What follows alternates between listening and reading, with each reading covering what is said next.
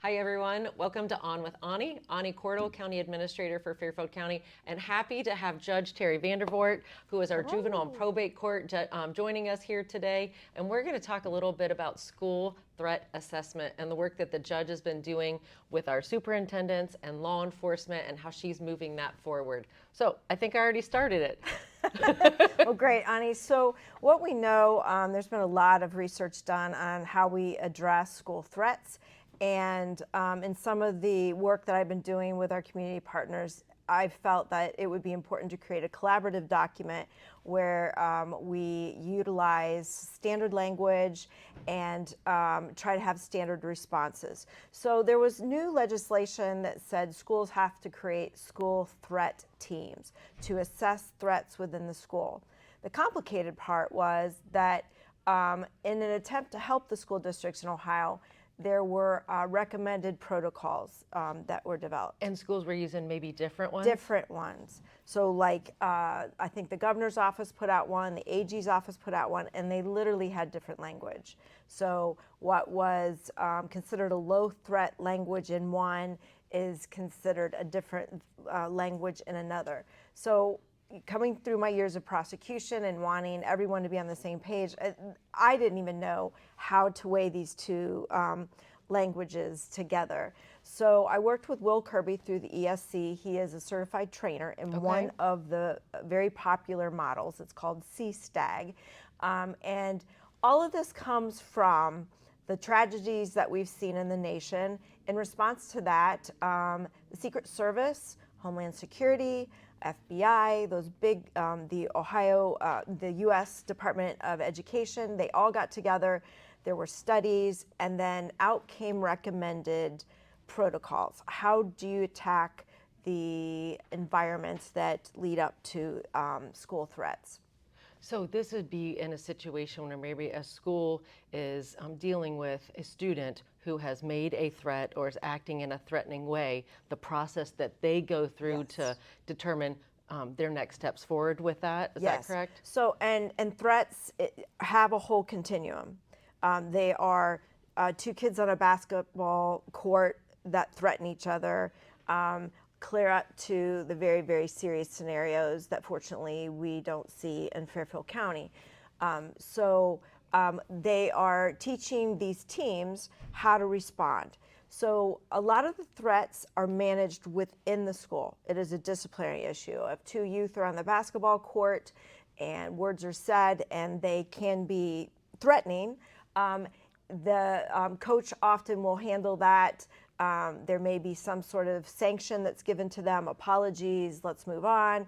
That's not what we're talking about. As you go up the spectrum, then it's where the threat is not terminated, it remains out there, and how does the school respond? So when we talk about what needed collaboration, it's when the school threat team is working, when did law enforcement come in? Gotcha. When is that point when the Sheriff's Department, Lancaster Police Department, Pickering Police Department, they need and want to be active? So those were some of the more significant conversations that we had as we developed the protocol. San Diego California had already had the first very detailed policy. So we use that as a platform. Okay. So that was your model then? Yes, and then we passed it out to prosecutors, law enforcement, the mental health through the ADAM board, and the schools. Everybody broke into pieces. I would convene a meeting. They would talk about it. Will Kirby led the schools. So then where it started to intersect was the law enforcement conversations. They would say, when a threat hits medium or high, this is where we want contacted. So that's clarified in the protocol. Also addressing that everybody wants training every year. And training for like the school staff? School staff, for the law enforcement to know how to interact. So these would be probably multidisciplinary groups getting together, because it sounds, I think it sounds like, well, it should be kind of easy to figure out. It's often not that black and white. What was said? How was it said? Are there other issues? Are there learning disabilities? What are all the things that we need to consider to determine this? And I know we're always focused on public safety and the school environment. So families might be saying, well, what is our part in this? And I think two statistics that are telling is that the really serious situations that happen within schools, they say 80% of those, at least one other person knew. Gotcha. And 60% of those serious situations, at least two people knew. So what we want to encourage our youth and our family, they should talk. They should know that this isn't being a snitch. This is looking towards safety of your friends, of the students you go to school with, and it is important to tell Being what part you of a see. safe solution or outcome. Yes, yes. How long did this take? I worked on it over a year. So it was a 12-month process. It was identified, and I started actually collecting information during COVID when the courts were less accessible and we were supposed to be all spaced out. So I guess literally and figuratively as we were dealing with that. But that's where I was doing the research and pulling it together, trying to figure out how do I make this recommendation. And then when I came upon San Diego, I thought I can work with this. The policy that we have, it's all Ohio law, but a lot of it is national guiding principles of how to deal with school environment. And a lot of it does come down to dealing with things like bullying.